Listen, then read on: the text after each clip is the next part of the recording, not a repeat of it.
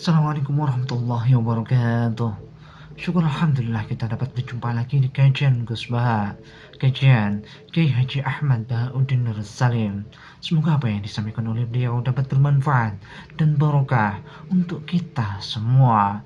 Amin, amin ya rabbal alamin. Berapa saudara kita muslim sing ra iso traweh karena profesi pekerjaan? Dia satpam, takut majikan. Dia tukang jaga toko. Dan mereka menjaga toko macam-macam demi syariat Nabi ora nyolong. Coba orang yang jaga toko itu kan ingin nafkahi keluarganya tanpa mencuri, tanpa tomak, tanpa minta-minta. Iku ajarane sapa? Kanjeng Nabi. Hanya karena gak traweh mbok komentari. Sak poso pisan nek gak traweh. Coba sekarang saya tanya, mencari kehalal itu wajib. Kabeh ulama ijma, thalabul halal itu wajib. Traweh mau sunnah. Makanya ulama harus punya nyali, kadang-kadang gak traweh. Tapi aja delik lho piye. Tapi ojo syariatno. Lah nek ora traweh berarti kayak ngaku ulama. Sombong berarti. Mulane traweh wae ben gak ngaku. Tapi ulama harus begitu. Kewaning lodangi sitok gak delik. Ya ayo wae traweh malah rokokan ya ojo rokokan maksudnya aku ben pantes ya. Ora usah traweh tapi ora usah napa. Ya tapi nak cara kula nggih niku wae. Kalau itu terlalu ekstrim ya tetap traweh tapi tunjukkan pada mereka yang sedang tidak terawih bahwa itu tidak apa-apa. Ini fikih ya, fikih itu wilayahnya, makanya jadi ahli fikih itu susah-susah gampang. Jangan hanya berpikir protes dengan ketentuan fikih, mengkaji yang sebanyak-banyaknya itu tadi. Misalnya Anda seorang supir permanen, supir bis terutama, kalau truk kan bisa lihat-lihat, kalau bis kan apa ada deadline-nya ya waktu. Seperti bis jurusan Surabaya Semarang, saya kan sering naik bis jurusan Surabaya Semarang. Kadang-kadang supirnya melihat saya tanya, Gus saya ini supir, saya ini Ramadan itu gimana ya? Ya saya sudah ngerti setengah nakal dan senengnya dijawab rasa poso ya saya tahu. Tapi masalahnya secara fikih kalau kamu mengatakan kamu harus puasa terus, kamu melanggar konstitusi ilmu. Memang musafir punya diskon boleh tidak puasa. Pertanyaannya bayarnya kapan? Wong Syawal ya nyupir lagi, Dzulqa'dah nyupir lagi, nanti sampai Ramadan ya.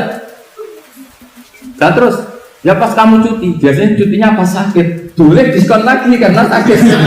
Coba. Nggak, andai kan Anda jadi ahli fikih milih zaman. Lu kalau orangnya soleh terus kayak ustadz-ustadz di sini kayak dosen UI kan, masa dosen UI Universitas Islam nggak Islami kan nggak mungkin. Mungkin memilih poso kan.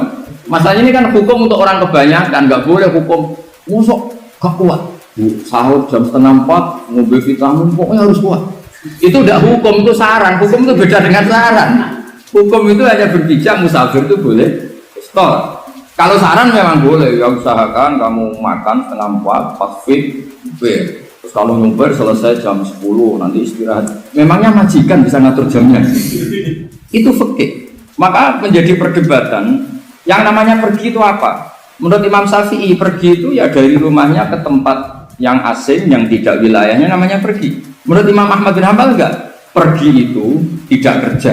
Jadi orang yang supir yang seperti itu namanya tidak pergi tapi kerja. Tanyakan ke publik misalnya jenengan ke UI, istri kamu atau suami kamu ditanya, istri kamu kemana? Kira-kira jawabnya bilang pergi jalan-jalan atau bilang kerja? Kerja. Makanya kata Imam Ahmad bin Hanbal, mudi mustafar atau orang yang berprofesi, yang profesinya memang harus pergi, kayak traveling atau supir. Maka itu namanya tidak pergi, namanya itu kerja. Karena apa? Sekali distatuskan pergi, maka ikut status yang dikatakan Allah dan Rasul dapat diskon boleh tidak puasa. Maka terus kita debat tentang definisi. Nah definisi ini penting karena yang menjadikan hukum rubah itu definisi. Misalnya gini mbak ini ngaji saya. Statusnya kalau pakai status saya ajnabi, orang lain babak ajnabiyah, maka hukumnya saya melihat babak ini haram karena statusnya ajnabi melihat ajnabiyah yang tidak mahram. Tapi kalau di fikih itu ada statusnya. Di antara lelaki boleh muwajahah sama perempuan adalah 1 untuk belajar, 2 untuk muamalah, 3 untuk kesaksian, 4 untuk pengobatan. Itu kan ada pengecualian. Sehingga statusnya sekarang mbak itu belajar apa ingin melihat Gus Bah atau Gus Bah itu mengajar atau ingin melihat itu statusnya bisa rubah. Makanya kalau sebetulnya kalau kita marung di warung misalnya Padang, kita nggak pilah-pilah, kebetulan pelayannya perempuan itu masih bisa dikhilaf secara fikih. Saya muamalah marung cuma kebetulan penjaganya. Tapi masalahnya papa ini punya daftar penjaga kan masalah. Maka pertanyaannya itu marung ke situ demi marung apa demi melihat? Tidak jawab saja. Demi marung apa demi melihat? Kalau demi marung supaya kenyang, penjaga yang sangar-sangar juga banyak. Akhirnya kalau demi makan, penjaga yang cowok kan banyak. Kalau demi melihat, berarti yang dihitung kan niatnya. Berarti karena muamalah apa karena melihat? Melihat. Itu status. Jadi makanya kalau mudi musafar itu namanya orang pergi atau orang kerja? Orang kerja. Maka menurut pikirannya Imam Ahmad bin Hambal, seperti itu harus puasa. Karena dia adalah pekerja, bukan musafir. Lalu dalam masalah jumlah 3 hari misalnya. Kalau dalam fikih kita, nggak saya kenapa ngomong fikih terus ya, karena banyak yang melupakan fikih. Jenengan pergi haji, zaman Nabi haji itu jamak dan qashar terus. Padahal hajinya Nabi itu, haji itu minimal kan berapa hari minimal itu? 9, 10, 11, 12. Sebenarnya haji itu minimal hanya 4 hari. Karena 13 Dzulhijjah bisa nafar apa? Awal. Kalau nafar awal berarti nggak ada kewajiban nafar sani. Berarti yang wajib betul kan tanggal 9 untuk di Arafah, terus 10 biasanya ifadah sama balan jumroh apa? Akobah, terus 11, 12 itu kan sudah boleh cabut karena apa? Nafar apa? Awal. Berarti nggak bisa nafar apa? Sani. Berarti hanya berapa? 4. Tapi Nabi haji di Mekah Madinah itu sampai 40 hari karena perjalanan. Pertanyaannya ketika Nabi menjamak dan mengqashar itu cara Imam Syafi'i safar. Karena Nabi orang Madinah datang ke Mekah dengan jarak 460 kilo, maka Nabi boleh jamak dan qashar. Dari pikiran Imam Syafi'i, jamaknya Nabi itu safar karena pergi.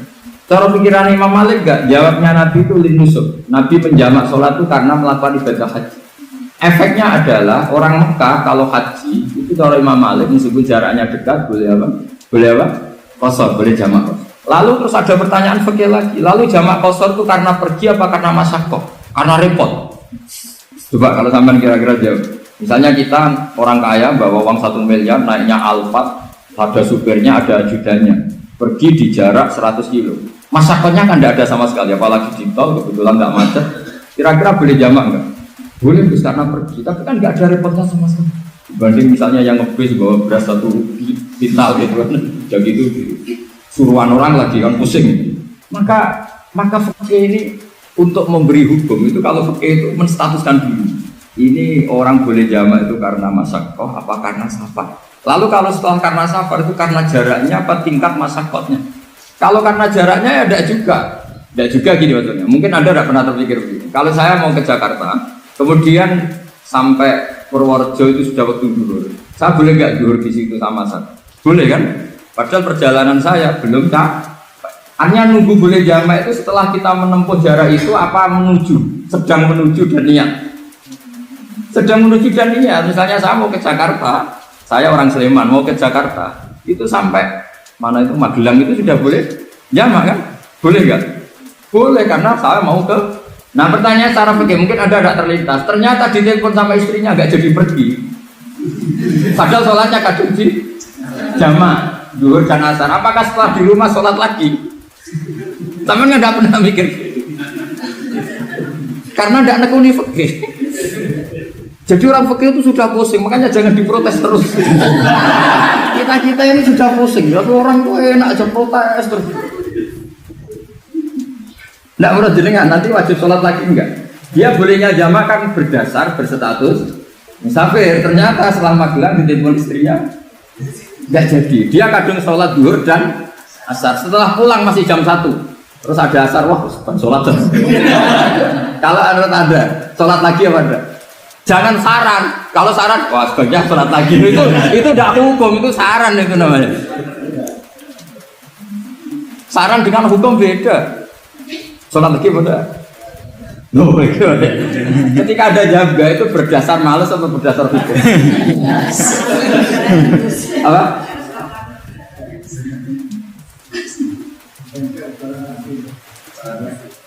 Nah kalau Anda sholat lagi, pertanyaannya gini, Allah itu tidak punya tradisi mewajibkan 2 kali. Pertanyaan fikihnya mesti gitu. Dan saat Anda di Magelang menjamak itu melakukan sesuatu yang disahkan oleh agama. Berarti pas Anda jamak zuhur asar, sesuatu pas melakukan itu kan berstatus sah dan boleh. Meskipun setelah itu ada masalah, istri kamu nelpon terus pulang. Tapi pas itu kan sudah dinyatakan oleh malaikat sah, Anda sudah zuhur dan asar. Kalau melihat itu tidak wajib mengulang, tapi bisa saja malaikat ada yang usil. Itu sah karena Anda berstatus musafir. Berhubung status Anda hilang, maka poin Anda sudah sholat juga hilang. Kamu milih fikih yang mana? Jadi peneliti fikih itu beda dengan orang-orang yang mendengarin protes. Beda karena nengkuni itu beda karena ada konsekuensinya. Makanya fikih itu sampai saya punya kitab fikih itu dikarang satu orang itu jumlahnya 20 jilid, per jilid itu segini. Jadi satu meja ini dikarang satu orang. Itu mulai yang presisi, yang detail sampai yang khayal. Yang khayal juga ada. Yang khayal itu tadi beliau banyak menghayalkan diri. Suatu saat Anda datang ke Mekah itu hanya butuh waktu 20 menit. Zaman itu belum ada pesawat. Lalu boleh gak jamak, boleh gak nakal. Nakal itu begini. Kamu orang kaya punya jet pribadi. Misalnya Anda Ronaldo masuk Islam, orang kaya. Itu bisa gak puasa. Karena begini. Misalnya dia contohnya orang Arab. Orang Arab, jangan orang. Ya contohnya itu dibalik saja. Di sini itu kalau imsak jam berapa? Imsak Ramadan jam berapa? 3:30 aja biar aman ya. Kalau 3:30 kan masih imsak. Dia terbang ke Mekah. Jadi orang sini puasa jam 5 kan mulai puasa. Dia terbang ke Mekah kan masih malam. Makan terus dia. Mekah mau ada matahari terbang lagi ke barat. Karena dia menghindari berstatus puasa. Atau sebaliknya dia orang Mekah jam 12 puasa. 12 siang puasa. Dia wah kalau 6 jam lagi buka bisa barabe saya. Terbang ke Indonesia. Ke Indonesia terbang baru 1 jam di sini sudah bukan, itu khayal. Jadi itu ada khayalnya. Itu lama dulu sebelum ada pesawat sudah mengkhayal gitu. Bolehkah orang yang di Masyriq ke Maghrib demi itu? Kalau Anda jadi Raja Salman jam 1 kok sudah nggak kuat apa? Puasa itu diberi saran terbang ke Indonesia. Itu kalau pakai jet kan nggak sampai 9 jam, 1 jam ke Jakarta.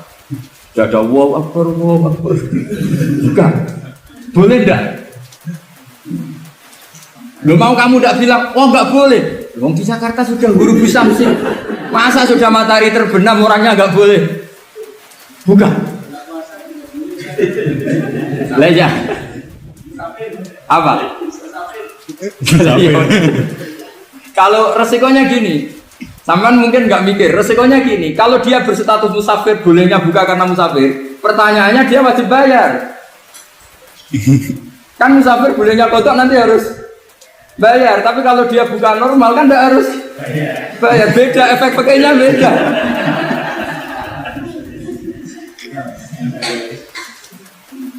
Sama jangan protes, Gus Baik gimana mau ngaji mana tidak senang. Ini kan ngajinya para dosen, para pegawai, jadi harusnya itu jadi mufti, ngaji untuk jadi mufti, bukan ngaji untuk mendengarkan. Jadi makanya saya mohon jangan sering protes sama ulama sudah pusing. Karena efek-efek hukum itu tidak gampang. Kayak tadi misalnya, kalau dia boleh buka atas nama musafir, resikonya wajib bayar. Masalahnya Raja Salman ini mau enggak ya? Dia inginnya. Maka pertanyaannya itu kitab yang milik saya tadi yang 20 jilid tadi. Ulama itu mulai dulu sudah membayangkan bagaimana kalau suatu saat ada satu kendaraan. Kenapa ulama bisa membayangkan itu? Karena ada buruk. Meskipun mereka nggak numpak buruk, hanya Rasulullah, tapi kan bisa membayangkan ada toyul waktu. Waktu itu bisa dilipat. Karena ulama dulu ahli astronomi, jadi bumi itu bulatnya gini, muternya gini. Berarti suatu saat ada satu ilmu di mana orang ambil satu posisi terus melewati toyul waktu, mengalami lintasan waktu. Mulai dulu itu sudah dibicarakan. Pertanyaannya lalu status orang ini kayak apa? Misalnya tadi orang Mekah ingin cepat buka, terbang ke Indonesia. Orang Indonesia menghindari imsak, misalnya 3:30, dia belum sahur. Wah kalau saya di Indonesia ini sepatnya sahur. Wah saya tak terbang ke Mekah. Enak kan terbang di Mekah ternyata masih jam 8. Wah bisa makan sepuasnya jam 8 malam, artinya jam 20. Kan enak juga. Baru warak balik ke Indonesia, terus jam 1 siang. Jam 1 siang kalau ingin cepat buka terbang ke timur, langsung buka. Berarti dia kira-kira puasa aja 3 jam. Tapi terus, ya mungkin kalau sampean, tahu kok gue sudah repot-repot ngono tinggal turu, dok sinetron untuk buka dewi. Itu tidak hukum, saran itu namanya apa? Kalau hukum tetap tadi yang dikatakan puasa adalah imsak, mulai jam imsak sampai hurubus. Lalu pertanyaannya lagi, hurubus samsi sampai imsak itu konversi jam apa nyata-nyata hurubus samsi? Kalau yang dilewati khatul istiwa itu nyata, fi'lan kalau dalam bahasa Arab fi'lan awaqiyah. Tapi kalau Anda orang kutub, saya sering kirim-kiriman surat sama mufti-mufti yang ada di Timur Tengah, di Eropa, konsultasi maksudnya. Orang kutub itu kan tidak ada matahari, tidak ada apa-apa. Jika kalau Anda baca kitab di kutub, mesti Gus Bak ajaran pembohong. Misalnya orang kutub ngaji saya, kamu harus subuh sebelum matahari terbit. Sekali matahari terbit, waktunya hilang. Duhur setelah matahari agak ke barat. Asar kalau matahari terbenam, hilang waktunya. Mereka mesti bilang, mataharinya di mana? Maka pertanyaannya, boleh gak mengkonversi waktu untuk orang kutub? Jadi misalnya pola umum subuh jam 4:30, berarti antara subuh dan qadha itu 1 jam setengah. Subuh sama zuhur polanya berapa berarti? Kalau 4:30 sampai jam 12 itu 6 sama 7:30. Berarti ya kira-kira habis subuh nunggu 7 jam setengah baru zuhur, nunggu 3 jam baru asar, nunggu 3 jam baru maghrib. Berarti waktu puasa kira-kira antara jam 4 sampai jam 6. Berarti berapa jam itu? 12 sama 2 14. Oke, berarti orang kutub harus puasa 14 jam. Tidak bergantung waktu mata. Tapi ada lagi pertanyaan lucunya gini. Lalu 14 jam itu dimulai dari mana? Apa asal 14 jam? Apa harus ada konsensus setarnya? Masih ada PR lagi. Menurut kamu gimana? Ada konsensus setarnya dimulai jam 4 dini hari. Apa asal jumlahnya? Imsak 14. Mikir lagi kan? Itu di Denmark itu ada satu musim di mana siang terus sampai sekian bulan. Siang terus sampai orang sana itu capek. Kenapa ada siang terus? Logikanya kan tadi bumi itu bulat-bulat. Saya juga belajar falak, belajar astronomi. Kalau tepaan kamu di sisi yang barat agak utara atau agak selatan, matahari ini nyentrong terus. Jika bumi molak-malik ya kamu kesentrong terus karena kita ini kan tepaan di katulis istiwa. Di khotul istiwa. Sebenarnya katulis istiwa itu bahasa Arab dari kata khotul istiwa. Khotun itu garis, istiwa itu tengah. Lah, Islam itu oleh Allah memang dipilih di tempat paling top yaitu Mekah. Mekah Ka'bah itu surratul ardi. Jadi sebelum ditemukan ilmu astronomi itu Nabi sudah ngendikan Al-Ka'bah surratul ardi. Ka'bah itu pusarnya bumi. Sehingga di Ka'bah itu satu-satunya area yang terbebas dari medan magnetis. Karena dari utara dan selatan benar-benar di tengah. Maka potensi jam paling akurat di dunia itu hanya jam yang di Mekah itu. Karena apapun akuratnya teknologi di Amerika atau Jerman, karena jam itu dari logam tetap ketarik medan magnetis, entah berapa 00, tetap kena. Misalnya jam di Jerman lebih dekat mana kalau Jerman? Mesti ketarik medan magnetis, entah berapa kadarnya, karena materi jam dari logam. Sementara di Mekah karena di tengah itu terbebas dari medan apa? Nah, sehingga yang segaris dengan Mekah kayak Indonesia itu semuanya khotul istiwa. Nah kalau khotul istiwa normal itu artinya ya 12 siang secara umum ya 12. Sehingga ulama Indonesia kalau ngaji itu lebih gampang, lebih tidak dianggap bohong. Karena ya ada terbitnya matahari, ada zawalus syamsi, ada hurubus syamsi. Coba kalau kitab itu Anda baca di kutub utara sama kutub selatan, murid kamu bingung semua.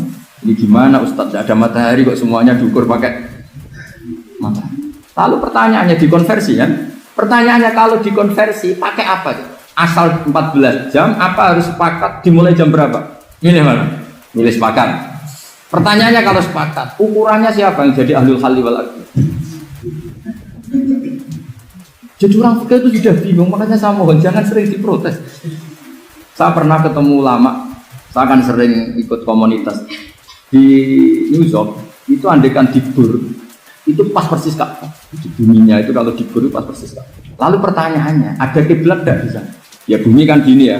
Kalau dalam bahasa falak itu ada rubuk namanya. Rubuk itu bumi yang sewaktu itu hanya yang 1/4. Ya, bumi yang sewaktu itu hanya 1/4. Jadi kita sekarang siang, berarti yang baru siang hanya 1/4 bumi. Nanti yang malam ya hanya 1/4 bumi. Ya, misalnya sekarang kita di sini siang, di Arab Saudi kan belum, ini masih 5:30. Ini sekarang di Arab Saudi baru. Lah itu ada daerah di mana dengan Ka'bah itu pas atas sama bawah. Harusnya kan bebas arah. Apa? Bebas arah. Lalu orang sana sholatnya itu menghadap kemana? Pernah ulama New York itu minta fatwa ke Rabitatul Alam Al-Islami, lalu kita harus menghadap kemana? Makanya dalam dunia anekdot ulama itu ada anekdot Abu Nawas itu orang yang nggak pernah kalah. Dia tuh terkenal, nggak pernah kalah. Tapi dia ada ilmuwan. Dia punya tetangga ilmuwan, punya pengaruh besar. Semua orang ngaji ke ilmuwan itu. Mantelnya bukan main, karena dia ahli falak, ahli astronomi. Mau nandingi dia ada bisa, nggak nandingi itu reputasinya jatuh. Orang itu berteori kalau bumi itu bulat-bulat. Kalau kamu jalan ke sini, maka akan ke titik yang suatu saat si profesor ini kemalingan, terus minta tolong Abu Nawas rumah saya kemalingan.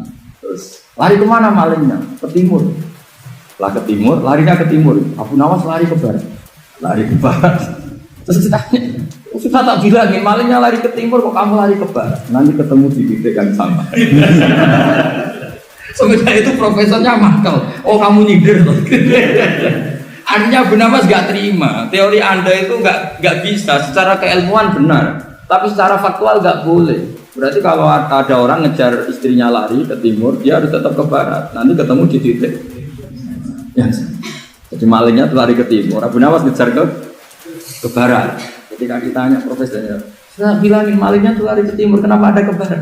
Kata Anda nanti ketemu di titik sama karena bumi bulat. Nah pertanyaannya gini, lalu kalau yang segaris itu ada arah enggak? Kayak New York tadi. Menurut kamu tetap berkiblat apa enggak usah? Loh kalau yang rubuh jelas. Loh gitu, kalau rubuh begini loh misalnya begini, terus kamu di sini sama sini kan masih ada arah, tapi kalau sini sama sini masih butuh kiblat. Lalu sama enggak usah protes, orang fikih sudah pusing enggak usah diprotes. Karena yang dipikir itu macam-macam. Nah ya makanya ini mengkaji ya, saya mohon ya kayak tadi ini mengkaji, saya mohon saya cukupkan sekian. Sementing apa ya kita ada respeknya lah sama ulama. Jadi ulama itu susah, mikirnya susah, harus tanggung jawab di depan Allah, di dunia diprotes terus. Ya saya kira demikian. Assalamualaikum warahmatullahi wabarakatuh.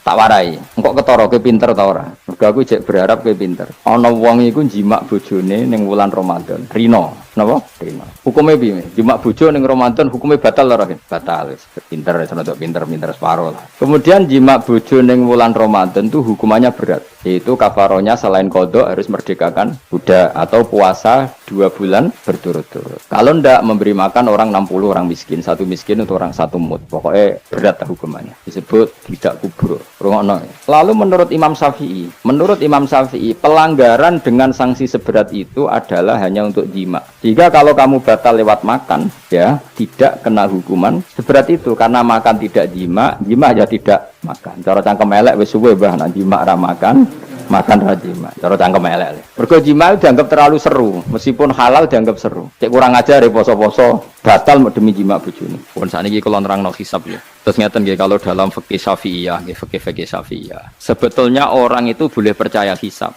Asal hisab itu qot'i dan dikonsensus, nggih, qot'i dan konsensus. Sampean meskipun punya tradisi pesantren jangan menolak hisab keliru. Hisab itu dibenarkan Quran. Huwallazi ja'ala syamsa diya'au wal qamara nuran wa qaddarahu manazila li ta'lamu adadas sinina wal hisab. Jadi hisab itu ilmu yang dibenarkan Quran. Cuma masalahnya kalau 1-2 orang itu ada subjektivitas atau kadang kurang ahli sehingga salah. Di sini dibutuhkan konsensus, disebut hisab qot'i. Makanya kayak kasus awal kemarin, andai kan tidak ada pengumuman pemerintah pun aku bodoh. Kok kalender Muhammadiyah ya 3 derajat, kalender NU ya sudah di atas 2,5 derajat. Mbok ora ana ru'yah lah aku wani bodoh. Mergo 2 derajat ae mutafaq alaihi iso di ru'yah apa meneh sudah 3 napa derajat. Itu beda dengan Dzulhijjah yang sekarang. Itu ada yang bilang 1,5 derajat, ada yang bilang belum 2 derajat. Itu beda, itu subjektif. Boleh diikuti, boleh ndak. Tapi kalau seperti yang 1 Syawal kemarin harus diikuti hisabnya, paham ya? Makanya kalau kata Imam Subki,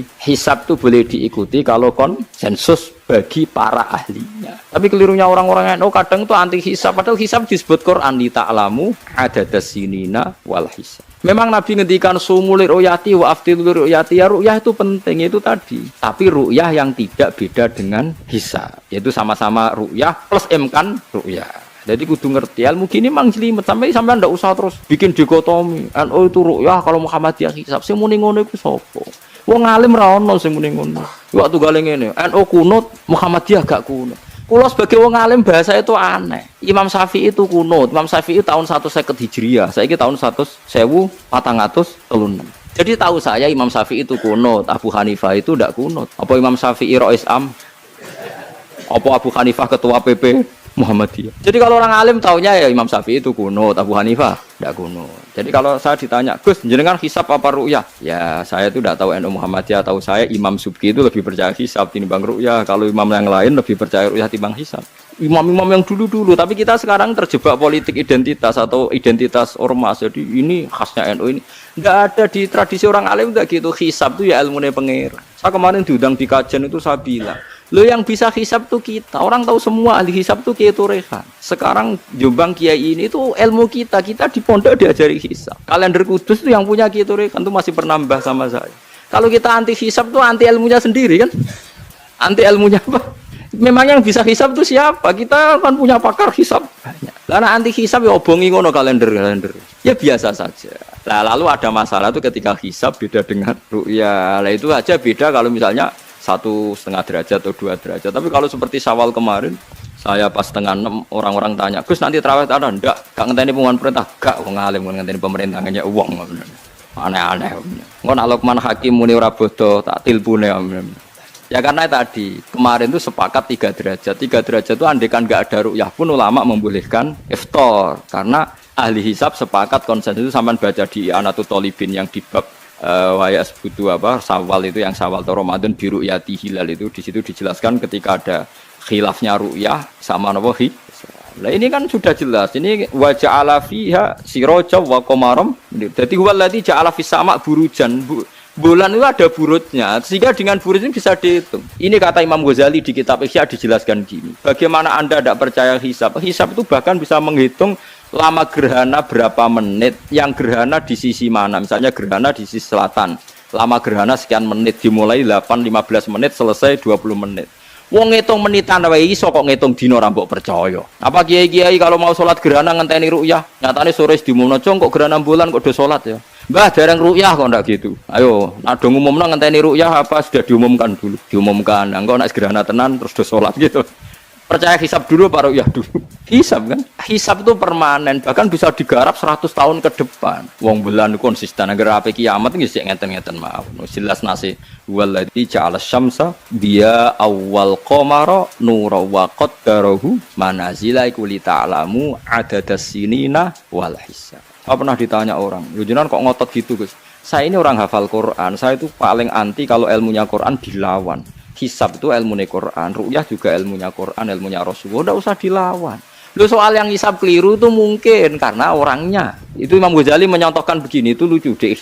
Ada dokter, kebetulan dokter itu mendiagnosa Anda salah dan Anda akhirnya tambah mati. Kemudian Anda anti kedokteran itu salah. Dokter itu yang salah, tapi jangan anti kedokteran. Imam Ghazali nyontohkan gitu. Kalau orang tuh bisa salah, namanya orang. Saya baca kitab kadang ya salah, namanya orang. Tapi kamu jangan anti saya karena benarnya lebih banyak. Paling salah saya kan 0, sekian persennya tetap ada. Gua pas ngantuk, buang ngelamun ya ada. Tapi masalahnya salah sampean lebih banyak. Sehingga sampean terpaksa yang ngaji saya kan, bukan saya terus tidak pernah salah ya pernah. Cuma saya prediksikan misalnya ya paling 1% lah. Kalau 2% kebanyakan. Itu saja mungkin ya pas ngantuk atau tidak fokus atau apalah. Kalau sampean ingin benar saja potensinya salah. Nah itu kan. Lah itu mungkin ahli hisab juga mungkin salah karena manusia. Pas ngitung 0, sekian ngitung hilal buru ceng ini pas bojone ngamuk atau pas tagihan BPKB kan terus blobor toh garapane terus. Makanya kata Imam Suyuti dibutuhkan konsensus. Orang banyak ahli hisab ternyata memutuskan demikian kayak kemarin satu Syawal kemarin itu kan semua kalender bilang 3 derajat. Wah itu kalau seperti itu setelah istimewa sudah tinggi sekali. Orang usah ngenteni apa? Ru'yah. Ya tapi ya karena kita percaya ru'yah ngenteni pengumuman ru'yah. Saksinya adalah di Gresik ini di Aceh. Wong alim mesti maca guyu. Saksi barang kok repot. Anak-anak tanya saya, Gus nanti terawih ndak? Aneh-aneh. Tapi kan pemerintah gak umumno wis bodoh aku sing nanggung. Ada. Paham ya, ojo geman anti ilmu sing disebut Quran. Itu disebut li ta'lamu adadas sinina. Karena kalau ikmal itu juga belum menyelesaikan, ikmal itu juga masih repot. Gitu, sama saya pikir. Ngendikane Nabi kan jika terjadi fa'in humma alikum fa'akmilu iddata saban salasina yauman. Jika terjadi nggak jelas, huma itu nggak jelas, nah karena mendung tak karena apa, maka Sa'ban disempurnakan 30 hari. Masalahnya yang ngitungnya awal juga sempurnanya awal kok anak Sabandia. Misalnya dia ngitung tanggal si Sa'ban Ahad, NO Senin. Warang jari NO nama mang ikmal, tapi jari sing ngitung Ahad, wes ikmal lo ngaku ngitungnya. Paham sama dulu? Lah iya. Mulane tahu mikir tuh, kalau sing ulama sing mikir suwi kok mbok bantah. Ya misalnya Naksabandia, sing sering awal kan Naksabandia Sumatera gitu. Sumatera kono ya, Sumatera ya. Dene ngitungnya siji Saban itu Ahad, kowe ngitungnya Senin. Terus bareng Mamang, wis nek Mamang wis ikmal, genepi 30. Jare sing ngitung Ahad, mun genep bah. Padahal kadang kacek rong dino, genepi awal banget. Makanya sebagian riwayat itu fa'in huma alaikum fakduru lah, bukan fa'akmilu tapi fakduru. Lah kira-kira dhewe, artine kira-kira dhewe nak sing mulai Ahad ya sing penting ikmale Ahad, nak sing Senin yo ikmale kok Senin, paham ya? Paham sih kalau maksud. Tapi sementing aja anti hisab. Mung hisab dibakas Quran. Wal qamara qaddarnahu manazil hatta ada kal urjunil qadim. Ukuran tanggal 1 pokoke bulan wis melengkung koyo pelapah kurma. Lah terus ulama darani iku melengkung ning ufuk apa melengkung fi nazaril aini. Terus ulama eno darani yo melengkung fi nazaril aini ngenteni ru'ya. Sitok darani ora pokoke anggere sing liwati ufuk ya tanggal 1. Lah masalahe Qur'ane yo ora nerangno. Urjunil qadim fi nazaril aini apa hakikatan. Lha kok agak tau mikir tok kono to. Ngopah-poh. Niku anggere dibantah. Nek sinaumu wis suwi koyo aku bantahlah. Nek ora semeneng ae. Sementing aja anti ilmu sing disebut Quran. Kok malah NU Muhammadiyah. Ulama ora diurusan mbek niku. Ulama iku urusane mbek wong dhisik-dhisik. Dadi roh kula kuno tuh madzhab Imam Syafi'i, ora kuno madzhab Abu Hanifah. Kula jejak goblok terus kuno tuh madzhab NU. NU di madzhab ku kapan? NU dhewe anut Imam Syafi'i. Said Muhammad yang terkenal alim Temekan riyen nate diberi pertanyaan karena beliau pernah ke New York. New York itu kalau dihitung matlaknya dengan Ka'bah itu pas di bawahnya. Berarti kan bebas jihah, bebas arah.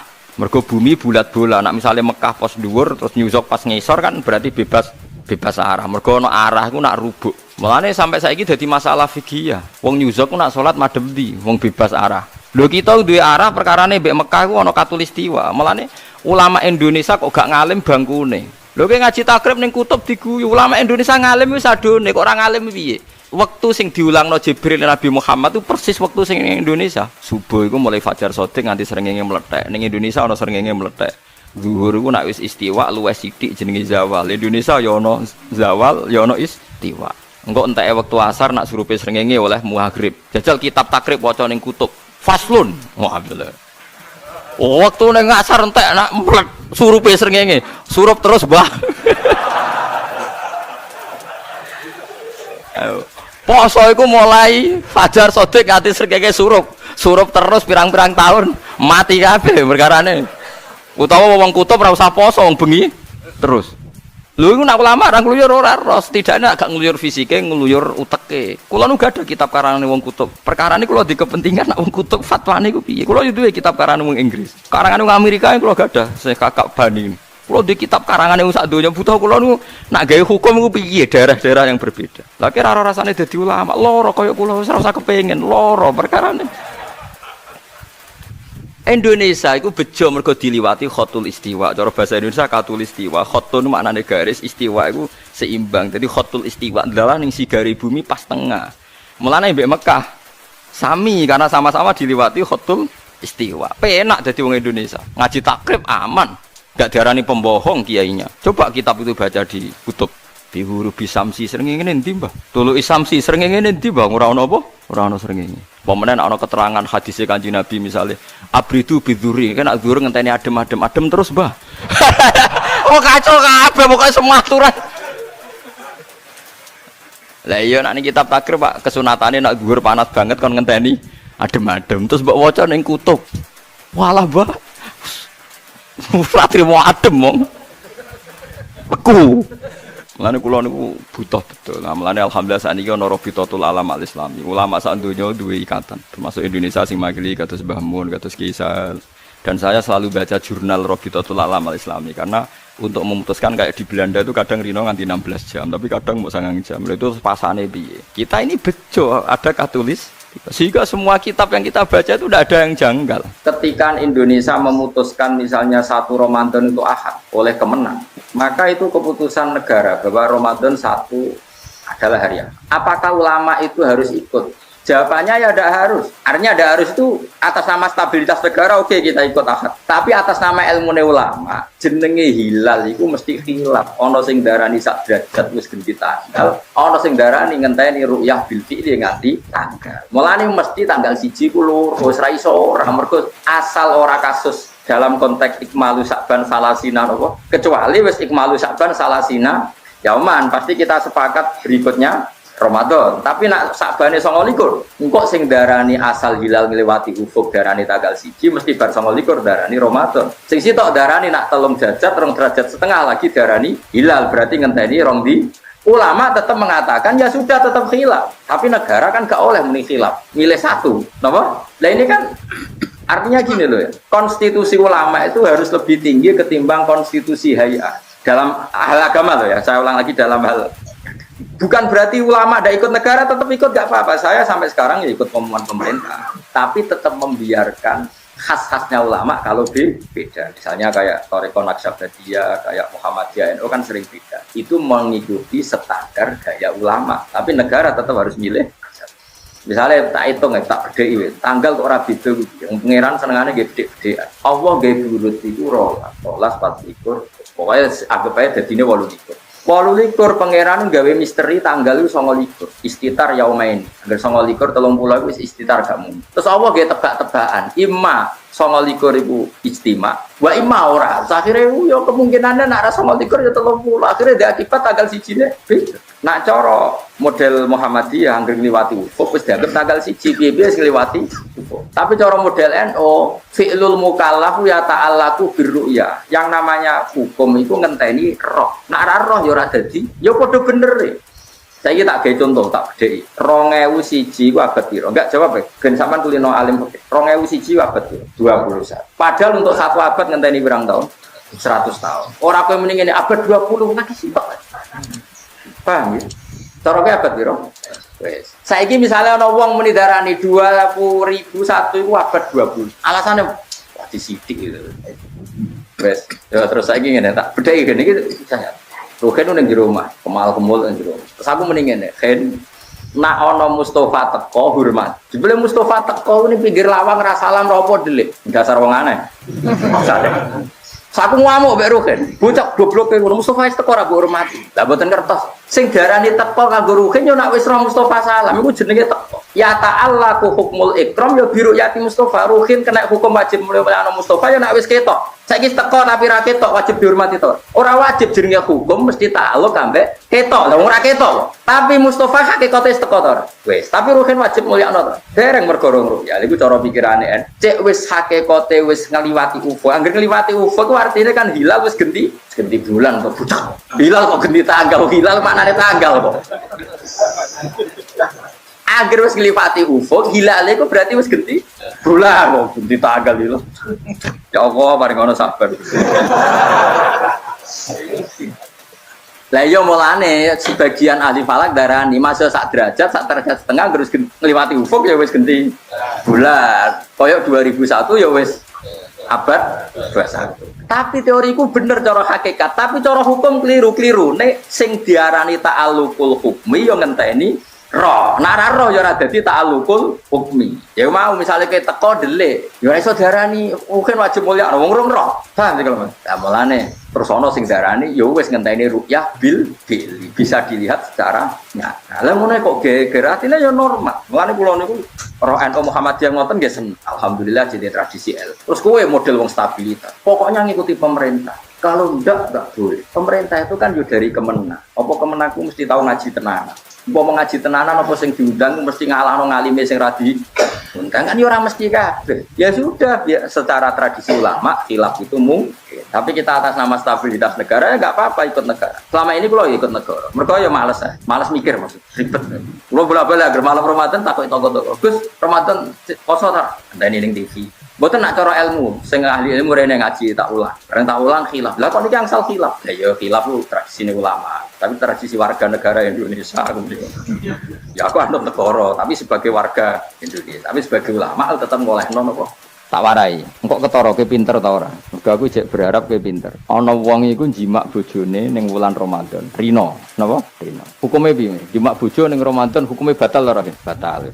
Pinter rada pinter separo. Kemudian njimak bojo ning wulan Ramadan tuh hukumannya berat. Yaitu kafarohnya selain kodok harus merdekakan budak atau puasa 2 bulan berturut-turut. Kalau ndak memberi makan orang 60 orang miskin, satu miskin untuk orang satu mut. Pokoknya berat hukumannya. Disebut tidak kubur. Rungokno. Lalu menurut Imam Syafi'i, pelanggaran dengan sanksi seberat itu adalah hanya untuk jima. Jika kalau kamu batal lewat makan, ya tidak kena hukuman seberat itu karena makan tidak jima aja tidak makan. Cara cangkem elek wis suwe bah nang jima ra makan ra jima. Cara cangkem elek. Mergo jima dianggap terlalu seru, meskipun halal dianggap seru. Cek kurang ajar poso-poso batal demi jima bojone. Ya tentu iki contoh bojo ayu, bojo elek wis ora kepikiran. Ya coba bayangno mosok lho Gus, ngempet sedina ra kowe bojomu elek dadi ra bayangno kowe kok coba bayangno ambek awakmu to. Iki bayangno iku wong Arab mangane daging ke mangane mendoan. Mendoan tempe apa meneh? Apa sing tahu apa badem yo? Tahu susur terus apa? Jadah terong yo mesti ana apa? Ora iso dikiyasno. Wis mangane mendoan bojone elek yo ora ngarah kecelakaan ngono. Iku bayangno wong Arab mangane daging bojone. Ayo. Wes sak Mustofa khusulah cara wong Arab sing ayu bangir ngono. Wes ora iso ngempet tak jamin. Posisi gelem halal. Jadi kok coba yang awakmu dhewe sing mangane napa? Mendoan, tahu susur, jadah. Iku ora sereten nek sak apik. Kula pertama mangan jadah iku kaget. Kula niku kan rada kiai lho. Rada kiai iku nak mangan niku golek sing gampang. Bar jadah tak pangan kelet kabeh bingung.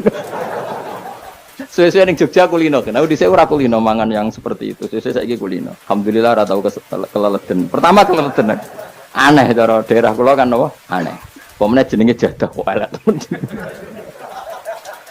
Kira apa maknane jadah? Jenenge tok sing elek, rasane enak. Maksudnya jadah ketan sing enak ora mbok terusno.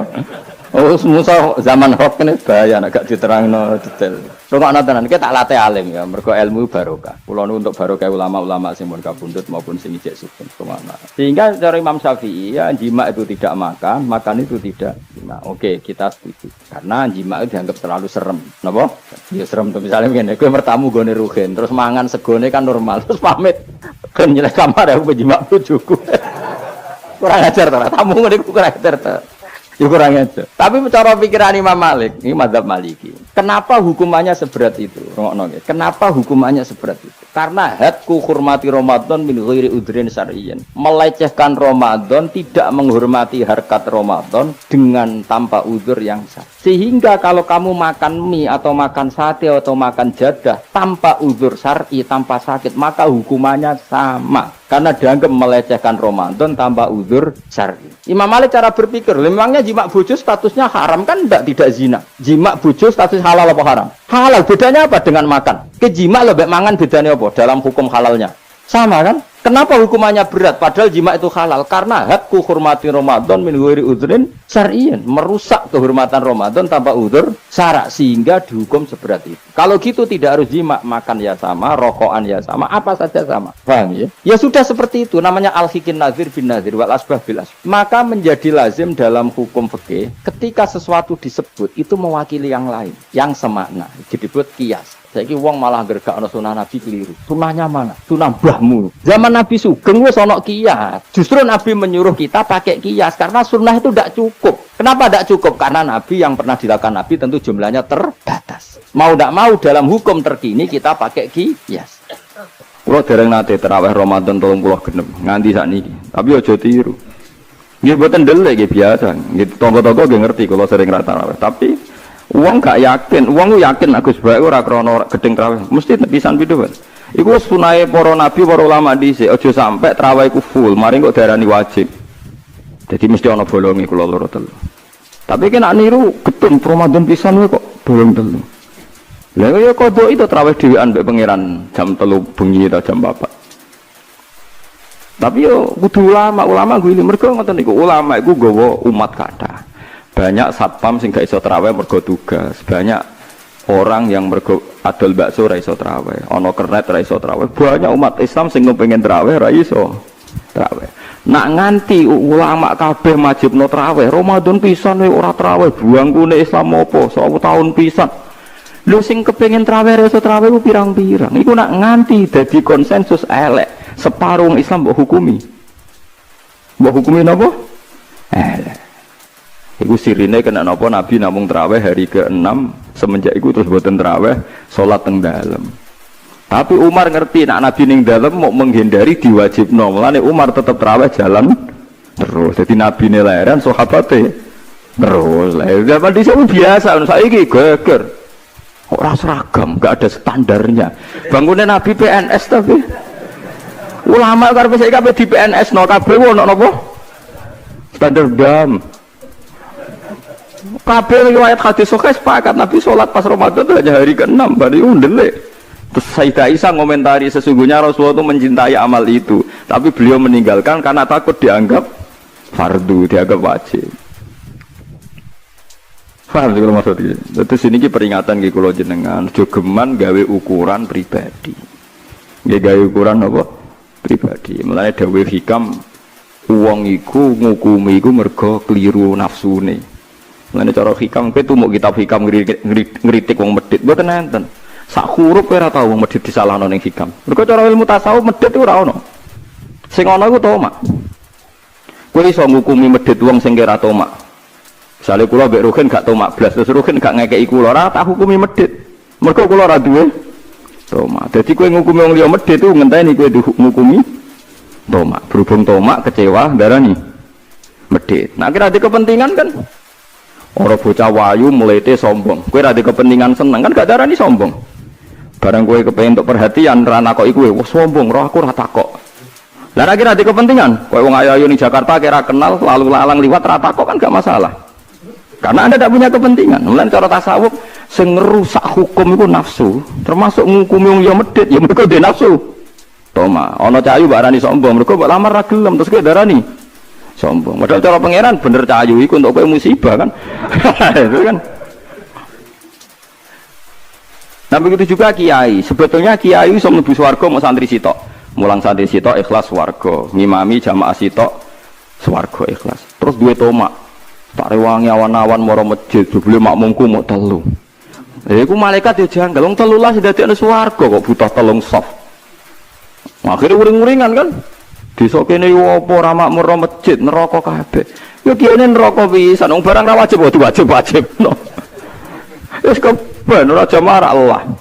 Wong trimo fardhu kifayah. Pokoke ana loro telu ngrameni masjid bengak-bengok ning speaker wis apik. Pokoke ana siare. Mulane Abdul Qasim Al-Junaidi ditakoki wonten tiyang tengah-tengah kerja. Nak jamaah diamuk majikane, nak ora jamaah kehilangan fadilah jamaah. Dari Abdul Qasim Al-Junaidi sholamun faridan, salat dhewean nek sementing iso nafkahi bojone. Ketika ditanya, bukankah jamaah itu fardhu kifayah gini-gini? Ojo sampai gara-gara jamaah kehilangan nafkah engko wong nyalahno salat. Orang bisa dibalik kan. Jangan sampai sholat itu jadi tersangka. Nah misalnya kira iso mergawe pas ngedaro roti, bu mergawe gara-gara jamaah ra iso kerja, terus bujum ngamuk, gara-gara jamaah. Jadi jamaahnya tersangka kan.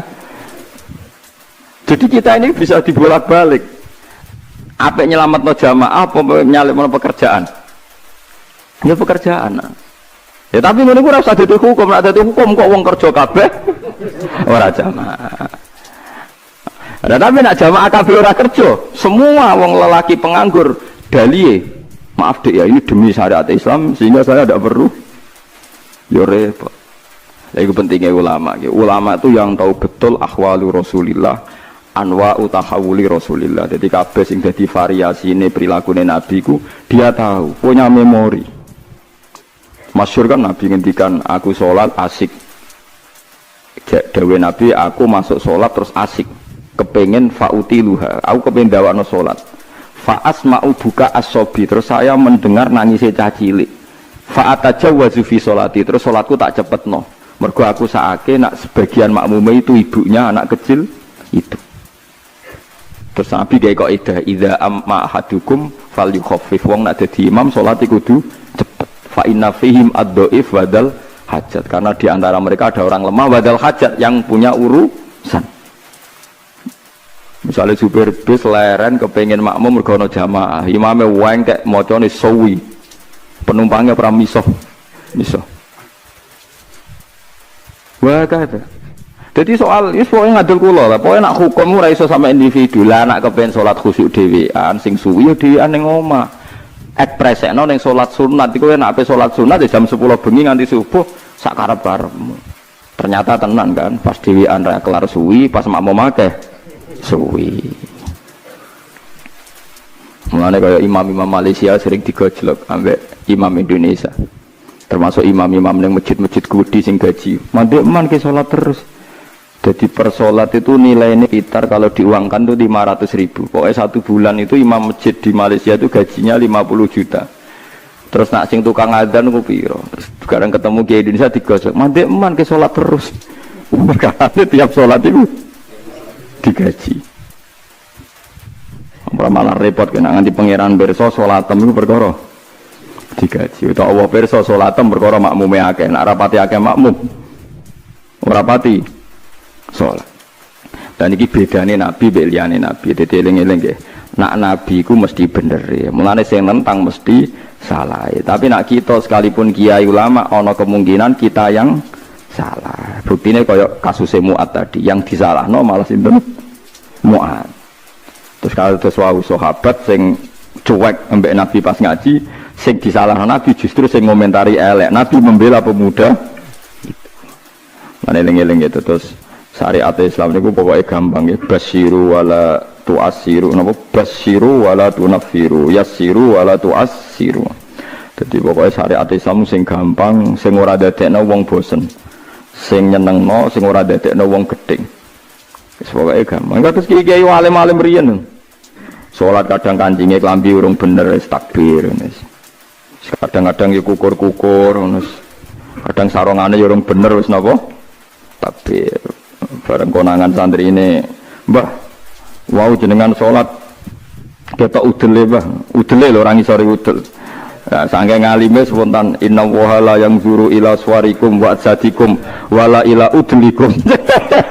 Walakin yang zuru ila qulubikum. Allah ora ndelok klambi, ora ndelok pakaian sing didelok iku ati. Adekne saking mangkle bela awake wala ila udlikum. Umatune kadung ketok napa? Jangan-jangan kono anak sholat tak parah. Nglorian sering makmum kiai-kiai sing lugu-lugu ngoten urung dikancingno ya takbir. Nak sholat wis ora doyani wis gak meyakinkan nek carane sholat wis. Salate mboten napa? Meyakinkan. Ya tapi diange ikhlas. Dibang meyakinkan tapi mboten napa? Ikhlas. Allah mboten delok penampilan tapi delok napa? Ikhlas. Pemene nak fasae mergo order. Oh, semalah. Dieling-eling gitu. Terus kita niku kudu ngaji mbek ulama. Dadi ojo sampai barang ora wajib ku dianggap napa wajib. Mulane masyhur Imam Syafi'i nek ana salat jenazah kok sing teko akeh dekne ra teko. Angger takoki kok mboten teko sing teko wis akeh. Nek wong ora teko dekne teko. Wae dekne pantangan ana barang ora wajib kok dikira napa wajib. Dadi iku tugase ulama. Kok nek mboten ngoten nggih sakake. Misale traweh kabeh kiai ulama komentar betapa pentingnya traweh. Berapa saudara kita muslim sing ra iso traweh karena profesi pekerjaan? Dia satpam, takut majikan. Dia tukang jaga toko. Dan mereka menjaga toko macam-macam demi syariat Nabi ora nyolong. Coba orang yang jaga toko itu kan ingin nafkahi keluarganya tanpa mencuri, tanpa tomak, tanpa minta-minta. Iku ajarane sapa? Kanjeng Nabi. Hanya karena gak traweh mbok komentari. Musak poso pisan nek gak traweh. Coba sekarang saya tanya, mencari kehalal itu wajib. Kabeh ulama ijma, thalabul halal itu wajib. Traweh mau sunnah. Makanya ulama harus punya nyali, kadang-kadang gak traweh. Tapi aja delik lho biyen. Tapi aja syariatno. Lah nek ora traweh berarti kayak ngaku ulama. Sombong berarti. Mulane traweh wae ben gak ngaku. Tapi ulama harus begitu. Wani nglodangi sitok gak delik. Ya ayo wae traweh malah rokokan ya aja rokokan maksudnya aku ben pantes ya. Ora usah traweh tapi ora usah napa. Ya tapi nak cara kula nggih niku wae. Kalau itu terlalu ekstrim ya tetap traweh tapi tunjukkan pada mereka yang sedang tidak traweh bahwa itu tidak apa-apa. Ya bahwa itu tidak nopo apa. Jadi wa ing niki hadis teng Muslim nggih ngrungokno kita iki ngeten. Dawuh Sayyidah Aisyah wa in kana Rasulullah la yuhibbul amal wa huwa yad'uhu ma khafata ayyufrada alaihim. Saya bersaksi kata Sayyidah Aisyah, Nabi itu sangat mencintai amal itu, tapi beliau harus meninggalkan karena takut dianggap wajib. Jadi Nabi pokoknya ngamal itu Nabi tersiksa betul. Kalau roh tenan gitu, gini riwayat ini rumah tenan gitu. Suatu saat Nabi itu masuk Ka'bah, dia Ka'bah sing kondang, sing keramat nih. Masuk Ka'bah, beliau itu senang sekali masuk Ka'bah, senang sekali, sangat senang. Habis haji, karena lama sekali Ka'bah dikuasai orang musyrik. Terus ketika beliau menguasai Ka'bah, kunci diminta dari Utsman bin Tulhah al-Hajabi itu, diminta Ali terus dibukakan. Terus Nabi asik sekali, happy sekali beliau masuk Ka'bah. Ditemani Bilal terus sholat di depan Ka'bah, di dalam Ka'bah. Corong Jawa kaul, saking kaulnya Nabi ku sholat di jero napa? Kita ceria gitu, kita asik. Tapi setelah keluar dari Ka'bah, Nabi kelihatan tersiksa, hazinan, kelihatan tersiksa sekali. Ya aluhul Ka'bah, kelihatan tersiksa sekali. Terus ditanya sama Aisyah, ya Rasulullah, saat tadi melihat engkau begitu ceria, begitu happy, mau masuk Ka'bah. Setelah keluar dari Ka'bah, kenapa engkau kecewa? Kenapa engkau kelihatan sedih? Ya Aisyah, saya ini gedun, aku itu gedun mau sholat mlebu Ka'bah. Nak nganti umatku nganggep iku sunat utawa penting, terus maksa mlebu Ka'bah rak repot.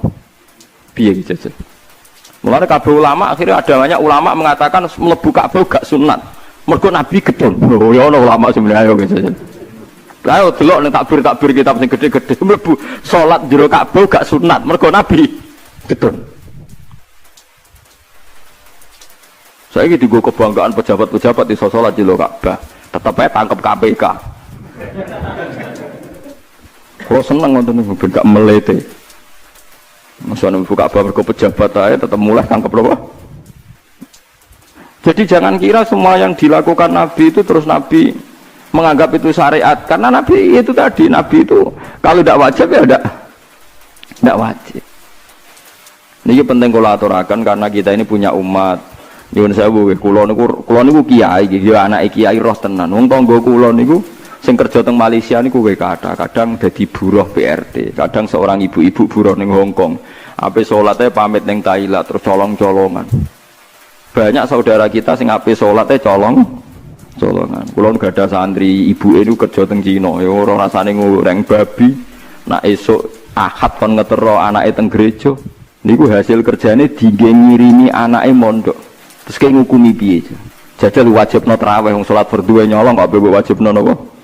Ku ora rasane dadi kiai apa kiai debutan yang ngene ku nak fatwa iku ora rasane probleme napa umat. Ya nak kodho kula nganti nangis, Gus kula nu kerja teng Cina, kadang nggih goreng babi, kula nak akad kan ngetero anake teng gereja. Tapi anak kula mondok teng jenengan. Niku hukume kula sepundi? Piye mbok hukumi, mbok kon tarawih. Iki kula jawabe nggih. Mumpun wae niku dilakoni donga sing ben wonten jalan keluar nggih. Hukume nggih mboten enten wong darurat. Wae niku dilakoni riyen nganti ana jalan keluar. Nah, cara kula Abu Rizal Bakri akan kerja ben kula. Tapi misalnya kula Abu Rizal Bakri kula ora iso mulang Quran, mulang hadis. Mergo sibuk musuhan mimpin Golkar. Nah, akhirnya kan enggak ada pilihan. Kula nggih kula Abu Rizal nggih. Abu Rizal. Bahkan kalau nanti nangis gak ada santri ini bu. Ibu ini kerja di Malaysia tukang cek, di gelantungan teng tingkat. Tuh anaknya nganti kasil ngalim. Anaknya mondok di situ kiri. Setelah itu di saya. Coba, ayo nangkon terawih. Kue semangat nangkon terawih piye ke imame. Gue ngarep terus miyak, gue gurih macem uang kenteni. Sedhem terus wong gak baris, wah, bangsa wong macemmu semangat, mana bangsa wong macem itu, ono watuk barang beteko barang luas, gaya tok.